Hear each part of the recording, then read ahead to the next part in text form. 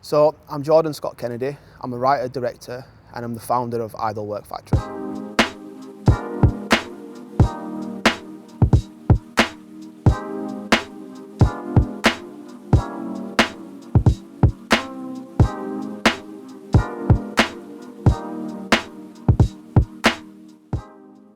I started Idle Work Factory a few years ago.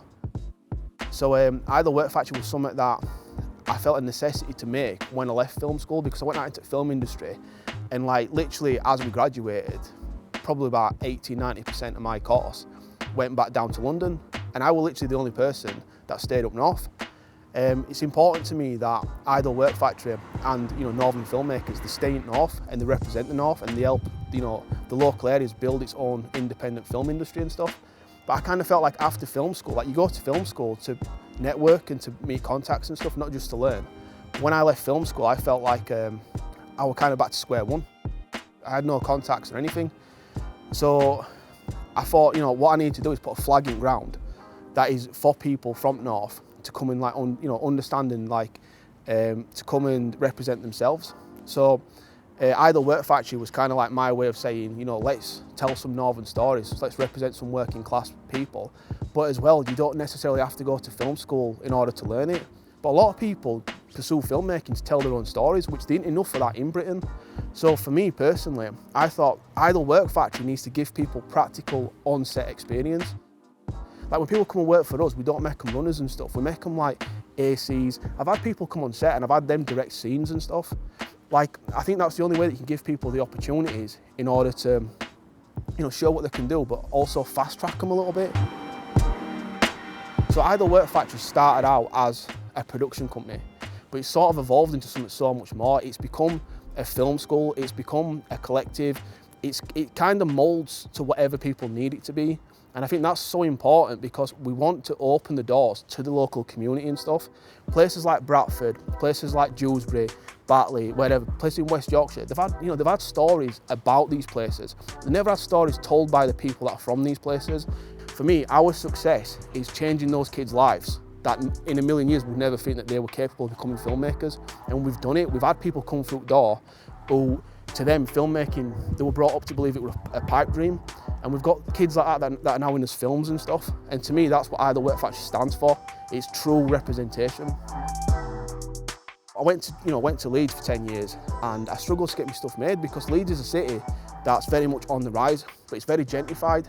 And they don't sort of want to be telling us the types of stories that I tell, which are about growing up in very racist communities and growing up around stuff that, absolutely obliterates your mental health and stuff. My latest film, Youthless, the subject matter of that, losing your virginity when you're 13 years old. These are not the stories that Leeds want to pin to their posters. So I ended up moving to Bradford 12 months ago. And the moment I moved to Bradford, my whole life changed. I found a city that within a month or two embraced me with open arms.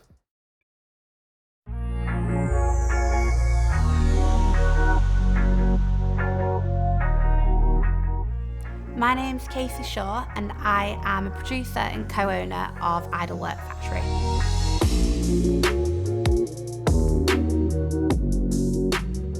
So I co-own Idle Work Factory with Jordan Scott Kennedy, and I'm also an independent filmmaker that collaborates with Idle Work Factory regularly.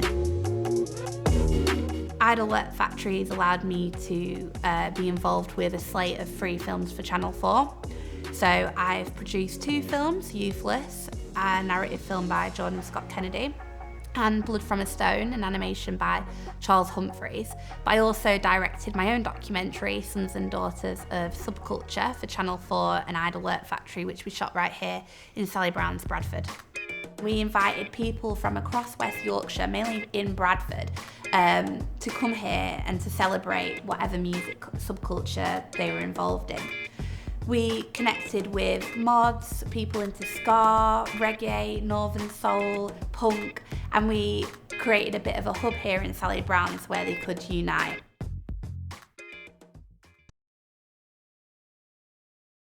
Back in spring of 2022, last year, we were asked to apply for the Innovative Training Fund with SIGN, the Screen Industries Growth Network. And We've always been really excited about skills development and, supporting the sustainable screen sector. So this was something that we were really excited about, and we've always had in our mind that we wanted to kind of combine our experience in filmmaking and our experience in education to create an independent film school. Something that kind of addresses the groups of people that aren't necessarily represented, to start the Idle Work Factory Indie Film School. We're all mates, we all work together. It's more than a team of people, it's more than a collective. It is a family of filmmakers. That we literally live in each other's pockets, and it is really a community, and it sounds so cheesy, but everyone's always there for us. With Idle Work Factory, when you're a filmmaker, you just find closed doors everywhere.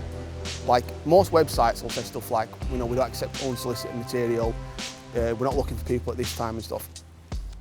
Idle Work Factory's got a completely different philosophy. I don't think I've ever turned anyone away. It's hard to get everybody in all your films, but even though it can be hard to say yes to everyone, I do feel like anyone that's ever come forward and said we want to get involved, even if they want to be an extra in something, we always give them that opportunity.